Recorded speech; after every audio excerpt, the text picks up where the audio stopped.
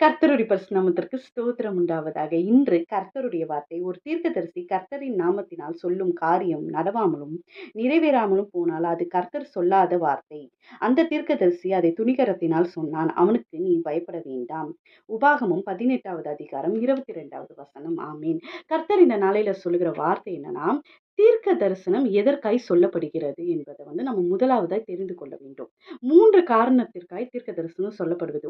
ஒண்ணு என்னன்னா, ஆசீர்வதிப்பதற்காக. கர்த்தர் அவங்களோட தாசனை, ஊழியக்காரங்கள, விசுவாசிகளை ஆசீர்வதிக்க விரும்பி தீர்க்க தரிசனம் சொல்லப்படுது. 2வது தவறை உணர்த்துவதற்காக. 3வது அழிவை தடுப்பதற்காக. தீர்க்க தரிசன புஸ்தகங்கள்ல அநேக வார்த்தைகள் இன்றும் நிறைவேறி கொண்டிருக்கு. உலர்ந்த எலும்புகள் சேனையாய் மாறுமா அப்படின்னு சொல்லி எசேக்கியேல் தீர்க்கதரிசினால உரைக்கப்பட்ட வார்த்தை ஒரு சேனை, இஸ்ரவேல் ஒரு சேனையாய் 1948ல உருவானது. அது தீர்க்க தரிசன வார்த்தை. அந்த ஒரு நாடே இல்லாம இருந்தது. ஆனா அவங்க வரும்போதே ஒரு ஆர்மியா ஃபார்ம் ஆகி ஒரு சேனையா இருந்து அவர்கள் அதை ஜெயிக்கவும் செஞ்சாங்க. அப்ப தீர்க்க தரிசன வார்த்தைகள் நிறைவேறியே ஆகணும்.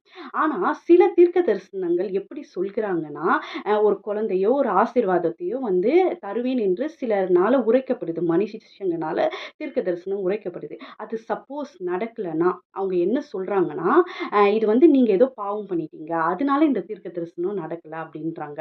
அப்படிப்பட்டவர்களுக்கு நம்ம பயப்பட வேணாம். அவங்க அவங்க துணிகரத்துல சொன்னாங்க. கர்த்தரின் வார்த்தை நிமித்தம் இல்ல. ஒருத்தவங்கள கர்த்தர் ஆசீர்வதிப்பேன் என்று தீர்க்க தரிசனம் உரைக்கப்பட்டால், அது நிறைவேறியே ஆக வேணும். அது கர்த்தர் சொல்லிய வார்த்தையா இருந்தால். அந்த மாதிரி தீர்க்க தரிசனங்களையே தான் நம்ம ஏற்றுக்கொள்ள வேண்டும்.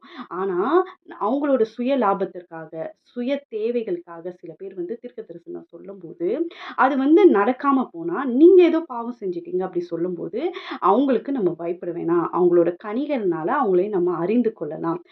வரப்போற நாட்கள்ல 5 வகையான ஊழியத்தை குறித்து நம்ம பார்க்க போறோம். இந்த வீடியோவ சேவ் பண்ணிக்கொள்ளுங்க, ஷேர் பண்ணுங்க, லைக் பண்ணுங்க. கர்த்தர் உங்களோடு இருப்பார். இந்த வார்த்தைகளை கொண்டு கர்த்தர் ஆசீர்வதிப்பாராக. கேட்ட யாவரும் ஆசீர்வதிக்கப்பட்டவர்கள். ஆமீன், ஆமீன். ஹல்லேலூயா.